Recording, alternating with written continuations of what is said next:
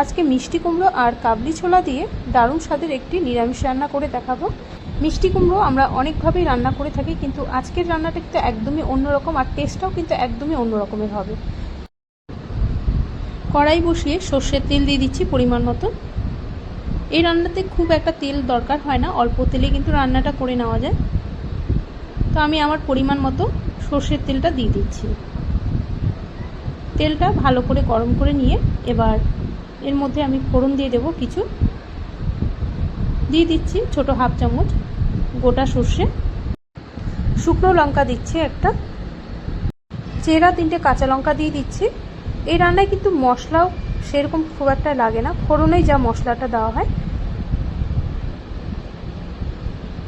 কাঁচা লঙ্কা দিলাম, এবার দিয়ে দিচ্ছি অল্প কারি পাতা। এই কারি পাতার জন্যই কিন্তু রান্নার ফ্লেভারটা একদমই অন্যরকম হবে আর স্বাদটাও একদমই অন্যরকম হবে। আর যাবে এর মধ্যে অল্প হিং। হিংটা কিন্তু দিলে রান্নার স্বাদটাও খুব ভালো আসে, তাই দিয়ে দিচ্ছি খুব অল্প পরিমাণে হিং। তো এই ফোড়নগুলোকে একটু ভেজে নিচ্ছি। গ্যাসটা কমিয়ে ফোড়নটাকে একটু ভেজে নিয়ে এবার এর মধ্যে আমি দিয়ে দেব ডুমো ডুমো করে কেটে নেওয়া মিষ্টি কুমড়ো। মিষ্টি কুমড়োর খোসাটাকে ফেলে নিয়েছি, ফেলে এইভাবে একটু ডুমো ডুমো করে কেটে নিয়েছিলাম। এই রান্নায় কিন্তু আলুও দেবো না, শুধু মিষ্টি কুমড়ো দিয়ে রান্নাটা হবে। এবার দিয়ে দিচ্ছি পরিমাণ মতো লবণ বা স্বাদ অনুযায়ী লবণটা দিয়ে দিলাম। এবার দিয়ে দিচ্ছি সামান্য হলুদ, আর কালার আর একটু ঝালের জন্য দিয়ে দেবো লঙ্কার গুঁড়ো। তো ছোটো হাফ চামচ লঙ্কার গুঁড়ো দিয়ে দিচ্ছি। এবার এই মিষ্টি কুমড়োটাকে একটু ভেজে নেব, প্রায় 3 থেকে 4 মিনিট মিষ্টি কুমড়োটাকে একটু ঢাকা দিয়ে ভেজে নিচ্ছি। ঢাকা দিয়ে মিষ্টি কুমড়োটাকে একদম নরম করে নিতে হবে, আর এই সময় কিন্তু জল দেব না, এতে ভাজাও হয়ে যাবে আর মিষ্টি কুমড়ো নরমও হয়ে যাবে। এই মিষ্টি কুমড়োর রেসিপিটা কিন্তু একদমই ইউনিক রেসিপি, আর খেতেও কিন্তু দারুণই হয়। আপনারা রুটি বা ভাত যে কোনোর সাথেই কিন্তু খেতে পারেন এটা। আর এটা একটু ভাজা হতে থাক, ততক্ষণ আমি এদিকে মিক্সিং জারে একটু নারকেল পেস্ট করে নেব। তো অল্প নারকেল ছোট ছোট টুকরো করে নিয়েছিলাম, আর পেছনে যে কালো অংশটা আছে সেটা একটু চেঁচে ফেলে দিয়েছিলাম।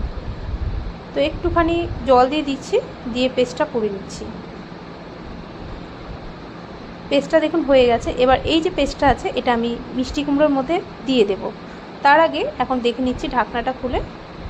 দেখুন মিষ্টি কুমড়োটা কিন্তু একটু ভাজা ভাজাও হয়ে এসছে, আবার একটু নরমও হয়ে গেছে। এবার এর মধ্যে আমি আরেকটা জিনিস অ্যাড করব, সেটা হলো এই কাবলি ছোলা। তো কাবলি ছোলা আমি অল্প আগের দিন রাতে ভিজিয়ে রেখে দিয়েছিলাম, আর সেদ্ধ করা কিন্তু এই কাবলি ছোলাটা সেদ্ধ করেই এখন দিয়ে দিচ্ছি। ছোলাটা দিয়ে মিষ্টি কুমড়োর সাথে একটু নেড়ে চেড়ে নিচ্ছি। এবার যেই নারকেলের পেস্টটা করে রেখেছিলাম সেই নারকেলের পেস্টটা এর মধ্যে দিয়ে দিচ্ছি, আর মিক্সিং জারে লেগে আছে একটু জল দিয়ে ধুয়ে দিয়ে দিচ্ছি। মিষ্টি কুমড়োটা ঢাকা দিয়ে রেখেছিলাম, তাতে কিন্তু মিষ্টি কুমড়ো অনেকটাই নরম হয়ে গেছে। তো আগে তো জল দিইনি, তাই একটু এখন জল দিয়ে দিচ্ছি। এতে মিষ্টি কুমড়ো আরও সেদ্ধ হয়ে একদম নরম হয়ে যাবে। তো নারকেলের পেস্টটা দিয়ে ভালো করে নেড়ে চেড়ে আরও প্রায় 3-4 মিনিট ঢাকা দিয়ে রেখেছিলাম, আর এখন দেখুন জলটাও পুরো শুকিয়ে গেছে আর মিষ্টি কুমড়ো সেদ্ধও হয়ে গেছে। একটু গোটা গোটা আছে, তাই একটু খুন্তি দিয়ে আমি ভেঙে ভেঙে দিচ্ছি, যাতে ভালো মতো একটু মাখা মাখা হয়ে যায়। মিষ্টি কুমড়োর অনেক রেসিপি তো খেয়েছেন, এইভাবে একবার বানিয়ে দেখুন, একদমই নতুনত্ব একটা রেসিপি। আশা করি আপনাদেরও ভালো লাগবে। এইভাবে যদি বানান আর খেয়ে যদি ভালো লাগে, তাহলে অবশ্যই অনুরোধ করব লাইক, শেয়ার এবং সাবস্ক্রাইব করে নেওয়ার জন্য। তাহলে আবারও চলে আসবো আপনাদের সামনে অন্য কোনো দিনে অন্য নতুন একটা রেসিপি নিয়ে।